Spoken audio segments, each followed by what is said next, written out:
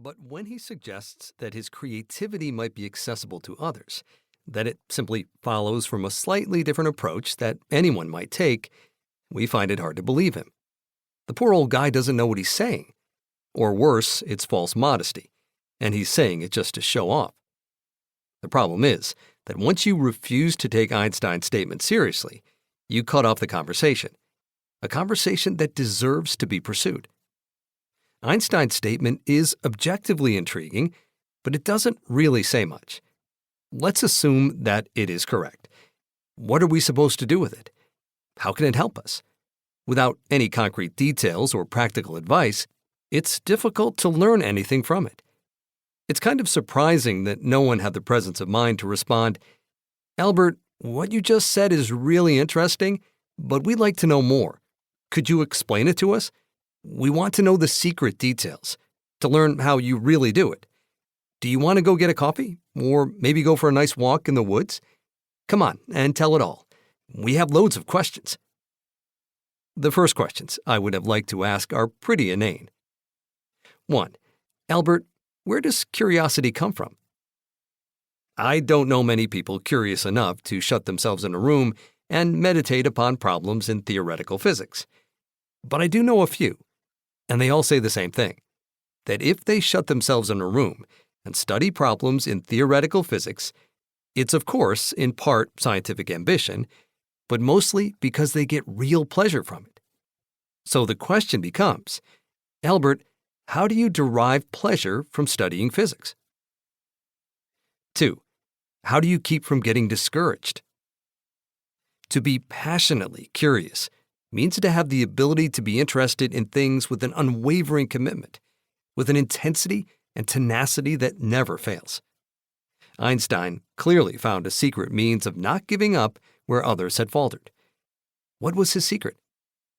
Doing research in pure mathematics has taught me one essential thing, that when you shut yourself in a room with a difficult problem, you have only one wish, to get out of there as fast as you can.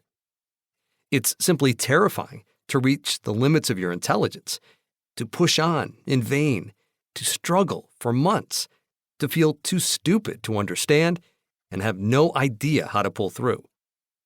Einstein found a way to tame his fears and resist the impulse to flee. How did he do it? 3. When you're alone in a room with a problem, what exactly is going on? Or, to be more explicit, what did Einstein do with the problem? How did he get his hands on it? What was he playing around with? It might seem silly to use such trivial language, but let's be honest. What we really want to know are the juicy details. We want to know what really went on inside Einstein's head. We want to know how he actually did it. We want to know Einstein's technique, his secret magic that worked every time. We know that intellectual creativity isn't just a question of how much work you do.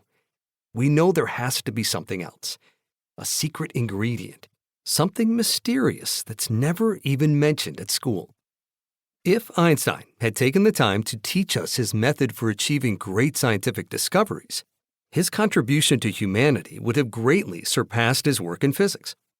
As the saying goes, give someone a fish and they're hungry again tomorrow. Teach them how to fish and they'll have food for a lifetime. But this discussion never took place. It never will take place. Albert Einstein died on April 18, 1955, at the University Medical Center of Princeton.